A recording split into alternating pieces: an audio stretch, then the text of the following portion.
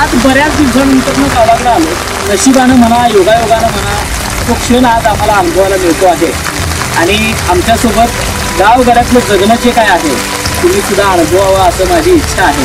मी गावगाड्यातल्या जगण्यातलं सुख, पावसाळ्यातला गावगाडा किंवा गावातला पाऊस, म्हणजे मला असं वाटतं कधी कधी की मंगेश पाडगावकर जर वेंगुर्ल्यात जन्माला मिळेल तर राधानगरीच्या भूमीत या मातीत जन्माला आले असते ना, त्या वेंगुर्ल्याच्या पावसावर त्यांना फक्त कविता करता आली, पण राधानगरीच्या पावसावर मात्र त्यांनी कादंबरी केली असती हे मात्र निश्चित आहे. असो, मी तुम्हाला माहीतच आहे विश्वास पाटील तुमचा लाडका कवी. मी आज कविता तुम्हाला सादर करणार नाही आहे, पण जो काही प्रवास असेल त्या प्रवासात कविता मात्र आपल्यासोबत असेल. पाहू पुढं पुढं कसं कसं प्रवास होतो ते.